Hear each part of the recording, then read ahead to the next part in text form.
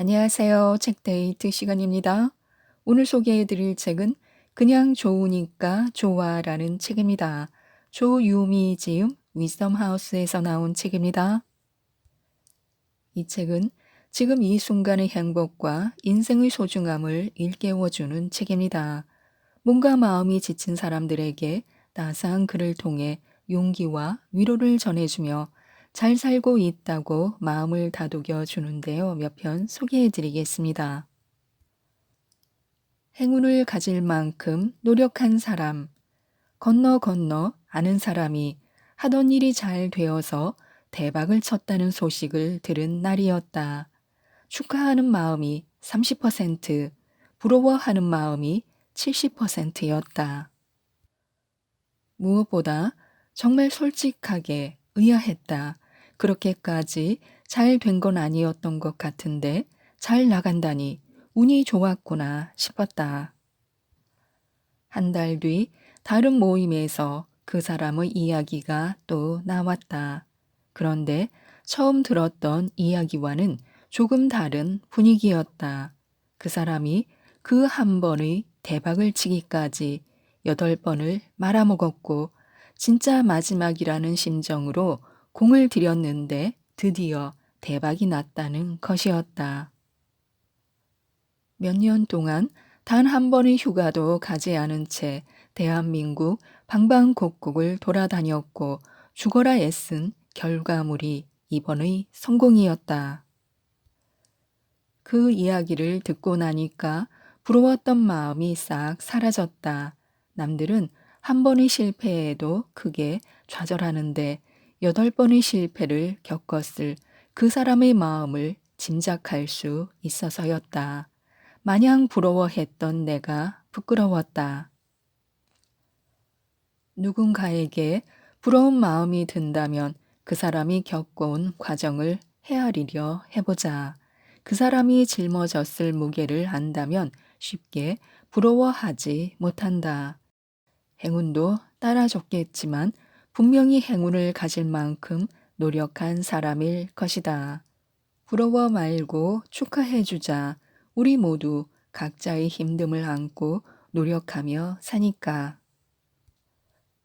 너는 혼자가 아니다. 너가 얼마나 열심히 준비했고, 너가 얼마나 열심히 노력했는지 다른 사람은 몰라도 나는 알아. 그러니 자신감을 잃지 말고 너는 너로서 나아가면 돼. 결과만 봤을 때는 좀 못했을 수도 있지. 근데 뭐 어떡하겠어. 열심히 했는데도 잘 안 된 건데. 나는 부족한 너도 좋아. 부족한 게 있다는 건 그만큼 다른 걸로 채울 공간이 있다는 거니까. 빈틈을 차곡차곡 채워가는 너의 모습도 볼 수 있으니 그건 그것대로 의미가 있다고 생각하자. 기죽지 말자. 다시 시작하면 돼. 너는 혼자가 아니니까. 그럴 수도 있지. 그럴 수도 있다. 아무리 애써도 내 한계를 확인하는 일밖에 되지 않을 수도 있고 반낮 없이 일해도 나의 최선을 아무도 알아주지 않을 수도 있다. 가장 믿었던 가족이 나를 배신해서 절망에 빠뜨릴 수도 있고 오랜만에 연락 온 반가운 친구가 다단계를 권유해서 나를 허탈하게 만들 수도 있다.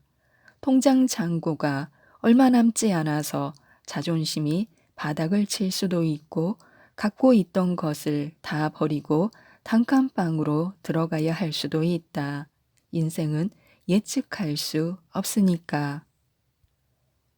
그래서 인생은 전부 그럴 수도 있는 것이다. 나에게 찾아온 불행에 이건 말도 안 돼. 그럴 수는 없어 라고 튕겨버리면 현실을 받아들이지 못해 나락으로 떨어지기 쉽다. 하지만 그럴 수도 있지라는 문장으로 담담하게 받아들인다면 바닥으로 떨어질 때 충격을 흡수해 준다. 말도 안 되는 일이 벌어진 게 아니라 그럴 수도 있는 일이 벌어진 것이니 처음엔 당황스럽더라도 금방 훌훌 털고 일어날 수 있다. 안 좋은 일이 찾아왔을 때에는 그럴 수도 있지 하며 수용하는 태도를 가져보자. 그럴 수도 있지. 좋은 일만 일어날 수는 없는 거지. 그건 환상인 거지. 좋은 일도 나쁜 일도 어느 날 좋은 일이 생겼다. 너무 기뻐서 하루 종일 날아다녔다. 그리고 며칠 뒤 나쁜 일이 생겼다. 너무 속상해서 하루 종일 우울해했다. 좋은 일이 생기면 기뻐하고 나쁜 일이 생기면 속상해하는 건 자연스러운 일이지만 살면서 생기는 일 하나하나에 반응하면 드롭 타워를 타는 것처럼 기분이 오르락 내리락 한다.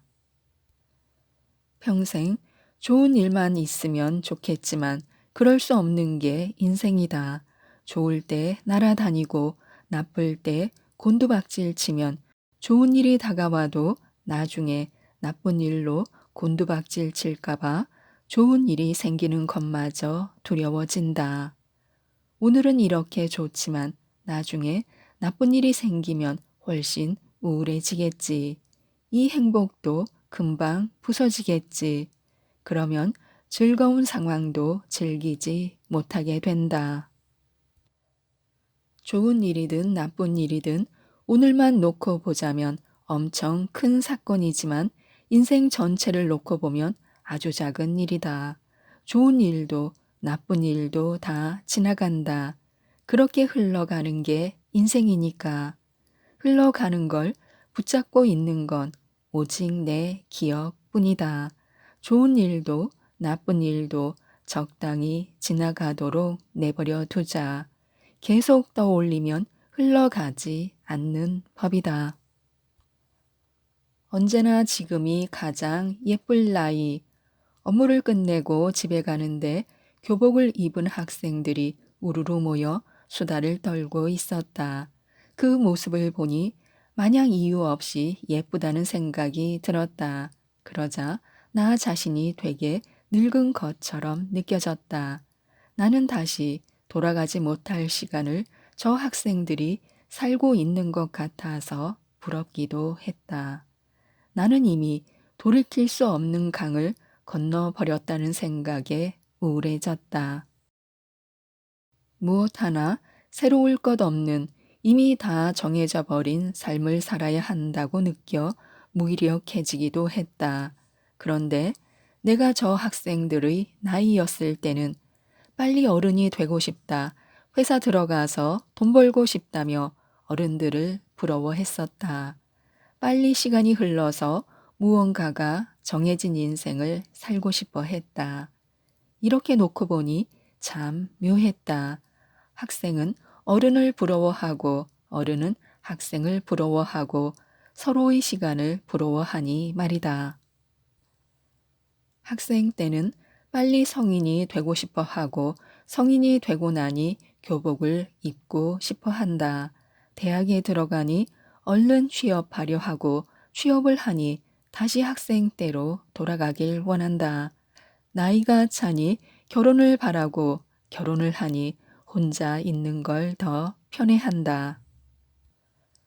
어린 자녀를 둔 부모는 다 큰 자녀를 둔 부모를 부러워하고 다 큰 자녀를 둔 부모는 어린 자녀를 둔 부모를 부러워한다. 이렇게 우리는 자신이 가지지 못한 시간을 갈망하며 산다.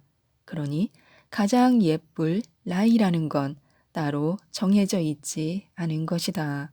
지금이 가장 예쁠 나이다. 나의 오늘은 내 인생에서 가장 신선한 시간이다. 행복의 기준. 아무 감정도 들지 않는 무난한 상태일 때를 행복의 기준으로 삼아보자. 즐거움을 행복의 기준으로 삼으면 즐거운 일이 없는 날에는 불행하게 지내야 한다. 인생을 돌이켜보면 즐거운 날보다 무난한 날이 더 많지 않았던가. 즐거움을 행복의 기준으로 둔다면 나는 불행이 가득한 사람으로 살아가게 되지 않을까. 무난한 상태를 행복으로 삼으면 오늘 하루 무난하게 보내서 행복했다라고 생각하며 살 수 있다. 그러면 괴로움이 찾아와도 덜 힘들다. 괴로움에서 즐거움까지 끌어올리는 건 너무 어려운 일이지만 괴로움에서 무난함까지 끌어올리는 건 마음을 조금만 갈고 닦으면 할 수 있기 때문이다. 그래서 나를 괴롭게 만드는 일이 생겨도 두려워하지 않게 된다. 내 힘으로 행복을 되찾을 수 있다는 확신이 있으니까. 기준을 어디에 두느냐에 따라 세상을 바라보는 마음이 달라진다. 내가 조금 더 행복할 수 있는 쪽으로 기준을 두어도 되지 않을까. 행복의 기준을 바꿔보자. 그러면 즐겁지 않아도 행복할 수 있다. 아무 일도 일어나지 않아서 놀랍도록 지루한 하루였지만 애쓰지 않고 무난히 흘려 보내도 되는 오늘이라 참 좋구나. 실패한 인간관계. 인간관계가 내 마음대로 되지 않을 때 흔히 인간관계가 실패했다라고 여긴다. 하지만 인간관계에서는 실패도 성공도 없다고 생각한다. 넓어지냐, 좁아지냐, 깊어지냐, 얕아지냐의 차이만 있을 뿐이다. 나랑 가깝게 지내는 사람이 10명이 있다고 가정해보자. 그들과 몇 달 지내보니까 10명 중 5명이 나랑 맞지 않는다는 게 느껴지기 시작했다. 서로 투닥거리며 감정 싸움을 하다가 5명과의 관계가 끊어졌다. 어떤 관점으로 봤을 때는 가까이 지내는 사람의 숫자가 반토막이 났으니 내 인간관계는 실패했네라고 생각할 수 있다. 하지만 다른 관점으로 보자면 나랑 맞지 않는 사람을 끊어내는데 성공했네라고 생각할 수도 있다. 인간관계가 잘 쌓이는 시기가 있는가 하면 우수수 떨어져 나가는 시기도 있다. 인간관계는 추가와 삭제가 반복되는 거니까. 몇 명이나 알고 지내는지 그 숫자가 중요한 게 아니다. 내 진심 전부를 털어놓을 수 있는 한 명 한 명을 사귀는 게 더 낫다고 느껴지는 순간도 있다. 그러면 인간관계가 실패라는 단어와 어울리지 않다는 걸 알게 된다. 완벽한 성공도 없고 완벽한 실패도 없다. 내 곁을 떠나가는 사람과 내 곁에 머물러 주는 사람들만 있을 뿐이다. 인생의 덫. 이것도 안 되고 저것도 안 되고 뭐 하나 내 뜻대로 되는 일이 없는 시기가 찾아오곤 한다. 대체 나에게 왜 이러는지 짜증나고 억울하고 화가 난다. 나는 왜 한 번에 되는 게 없을까? 안 좋은 일은 왜 한꺼번에 몰려오는 걸까? 감정이 요동치니까 균형을 잡기 어렵다. 균형을 잃으면 내가 쌓아왔던 것들이 도미노처럼 와르르 무너지기 시작한다. 누군가는 신경성 질환으로 건강을 망치고 누군가는 성질을 있는 대로 부려서 인간관계를 망치고 누군가는 집중을 하지 못해서 일을 망친다. 지금 이 시기의 나는 덫에 걸린 것이다. 그럴 땐 가만히 서서 놀란 마음을 진정시키고 내 발목을 조이고 있는 올가미를 끊어내야 한다. 안 좋은 일을 머릿속에서 되새김질하는 건 현명한 행동이 아니다. 시간을 되돌리는 능력을 가지고 있는 게 아니라면 빨리 잊고 영의 상태로 돌아오려고 노력하는 것이 좋다. 미로의 탈출구. 결과는 중요하지만 결과에 연연하지 않는 것은 더 중요하다. 결과만 생각하다가 중간에 일이 꼬이면 어차피 안 될 것 같다고 쉽게 포기해 버리기 때문이다. 결과보다 과정이 더 중요하다는 말을 하고 싶은 것이 아니다. 안 될 거야 라고 포기하는 것과 안 될 것 같지만 그래도 일단 해보자는 많이 다르다는 거다. 둘 다 좋은 결과를 얻지 못했지만 후자는 끈기라는 것을 배웠으니까. 한 번에 단시간에 성공하는 일은 거의 없다. 몸이 으스러지도록 뛰어다녀야 할 때도 있고 엉덩이에 땀띠가 날 정도로 앉아서 시간을 쏟아야 할 때도 있다. 그때 필요한 습관이 끈기다. 결과에만 매달리다 보면 안 될 것 같을 때 끝까지 해보지도 않고 쉽게 포기해 버리는 경우가 생긴다. 그런데 그게 두 번이 되고 세 번이 되면 포기가 습관이 된다. 그러니 일단 해보는 것에 의미를 두자. 잘 되든 잘 안 되든 해보는 것에 의미를 둔다면 내가 선택한 길이 미로써 막힌 길이라 하더라도 웃으면서 의연하게 뒤로 돌아 미로의 탈출구를 찾으러 가게 된다. 출구에 도달하기까지 어떤 고민을 갖고 어떻게 해결해 갔는지 나의 발자취를 남기는 게 중요하다. 그러면 다음 단계의 미로에서는 덜 헤맬 수 있다. 지금까지 이 책에 대해 말씀드렸는데요. 마음이 지치고 힘들다면 이 책, 그냥 좋으니까 좋아를 꼭 한번 읽어보시고 용기를 얻고 힘을 내셨으면 좋겠습니다. 이상 책데이트였습니다. 감사합니다.